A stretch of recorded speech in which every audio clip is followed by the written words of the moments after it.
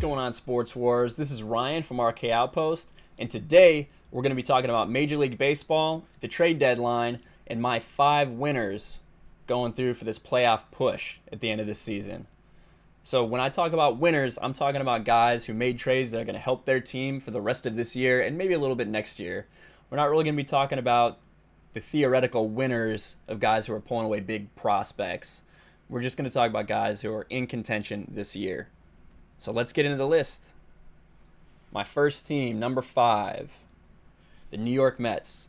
So the New York Mets, they went out and they got Marcus Stroman. So we weren't quite sure what the Mets were going to do. They were a little bit confusing, to be honest, the messages they were putting out. They were really looking to move Noah Syndergaard, who was in the same contract situation as Marcus Stroman. Then we heard rumors that they wanted to add Stroman as well, but still get rid of Syndergaard.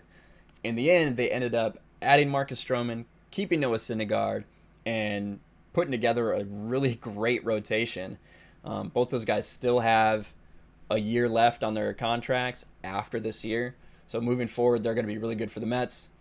They did have to give up a couple prospects. They also traded Jason Vargas in a separate deal just to kind of make room on that pitching staff. But all in all, the Mets, although they're not in the playoffs right now, they're a couple games back of the wild card. They want to be contending this year. They want to be contending next year. They went out, put up the prospects, and got Marcus Stroman. So they're number 5 on my list of winners. Number 4 is a team that is nearest and dearest to my heart, and that's the Chicago Cubs. So I'm born and raised a Cubs fan. They are my team, so I may be showing a little bias here, but they went out and did what they had to do. They made a lot of moves, kind of smaller moves actually. The Cubs have a lot of little weaknesses this year. You know, their offense, even though on paper they should be putting up huge numbers, have kind of been struggling to put it all together this year consistently. Joe Madden's actually catching a lot of heat this year because some Cubs fans, even though they won a World Series, are kind of, what have you done for me lately? I guess they don't remember going 108 years without a World Series, some of them. But they went out and they got one of the best bats on the trade market in Nick Castellanos. So Castellanos is going to play outfield for them, provide some big pop. Just in the first couple games with them, he's tearing the leather off the baseball. Not necessarily always getting the results. He's hit a couple right at guys and had some great plays made on the ball, but he is tearing it up and really providing them a spark after the trade deadline, which is awesome.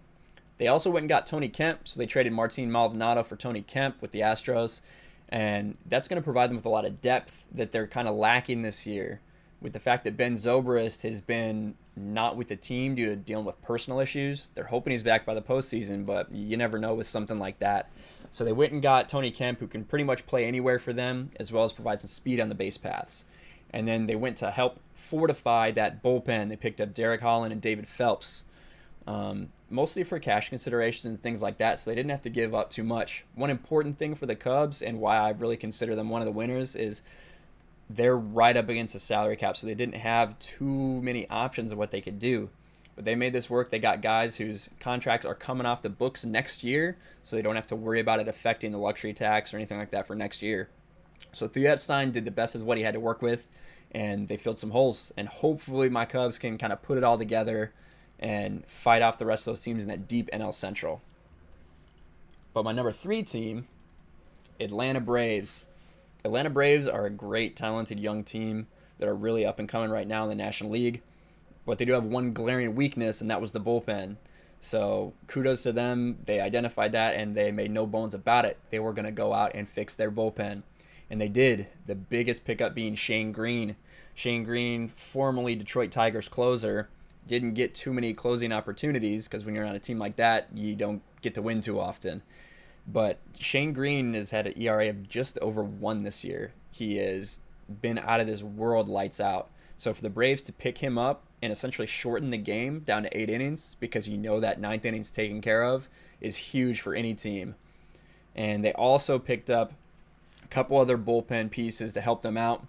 Now, they did have to give up some of their higher rated prospects, none of their real top guys, but some of their top 30 guys to land Shane Greene and some of this other pitching help. They also gave up Kobe Allard, who's really been struggling this year in the starting rotation, so I'm sure they're not too bent out of shape about that. That is one of the people that they gave up to get him, or to get all these bullpen guys. But that's it for the Atlanta Braves. So let's get to my number 2 team, the Cleveland Indians. So I kind of debated whether or not I was going to put Cleveland this high because it's a kind of a confusing situation. We're not sure quite how it's all going to shake out. One of the biggest splashes that was made this year was a three-way deal, three-team deal between the Padres, the Cincinnati Reds, and the Cleveland Indians, which kind of came out of nowhere because no one was really expecting the Reds to kind of make a move like this when they're not really in contention at all. But the Reds ended up with Trevor Bauer. Trevor Bauer was an all-star a little bit ago. He had an absolutely phenomenal season, kind of an outlier from most of the rest of his years. Hasn't really been the same guy this year, but still good, still serviceable. He had one more year left on his deal, but the Indians decided they want to move off of him because Corey Kluber should be coming back from the injured list to take his spot in the rotation. They've also got Carlos Carrasco, who's a great pitcher as well. So they're feeling solid about the rotation, but what they needed was hitting, and they went and got it. Franmil Reyes and Yasiel Puig.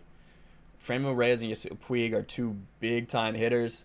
Specifically, Franmil Reyes is a huge power guy. I watched him play out here in San Diego, which is where I live, and the dude mashes. He can't really play defense that well, which is kind of good that he's moving to the American League. He played DH for him, so he can just focus on mashing, and that is what he will do.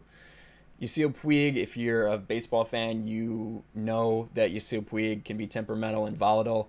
You're not really sure what you're going to get from him day to day, but with only 2 months left on his deal, and then he's going to be an unrestricted free agent, he's going to be looking to get paid. So he should be more motivated than ever right now to get the best possible baseball out of him. And that's what Terry Francona, a very seasoned manager, feels like they can do with him. So look for Yasiel Puig to continue the hot start he's had since after the All-Star break. I think he's going to work out pretty well for the Indians, and they're set up to, hopefully for them make another run. So we'll see how it goes. They also added Logan Allen in that deal with the Padres, who he has started a couple games in major leagues, but he's mostly kind of still a prospect at this point. So he could be a starting pitcher that they look to use a little bit later. But my number 1 team, the Houston Astros, for mostly one reason. Bottom line, that's Zach Greinke. Zach Greinke, although he's 35 years old, he really shows no signs of slowing down. And he's been one of the top pitchers in the league pretty much ever since he's been here. So for the Houston Astros, the past couple of years, they've made some big splashes at the trade deadline, and this year was no different. In 2017, they went and picked up Justin Verlander, who helped them win a World Series. 2018, they went and picked up Garrett Cole, who, although they didn't end up winning the World Series, still had a really great season. And now for them to go pick up Zach Greinke, it's almost unfathomable, the rotation they're about to have. All three of those guys have ERAs under 3. All of them have whips of under 1, and it's, you always try to compare. You don't like to compare errors or things like that, so I'm not going to. But for right now, in my mind, this is the best rotation, especially that top 3 that we have in Major League Baseball. And their fourth guy is Wade Miley, who's just over a 3 ERA this year, who's also pitching really well for them. So Zach Greinke was the big pickup. The biggest guy moved in this trade deadline and really sets the Astros up well moving forward. Like I mentioned earlier, they also picked up Martin Maldonado from the Cubs. He's going to play a backup catcher role for them. He's a good defensive catcher as well.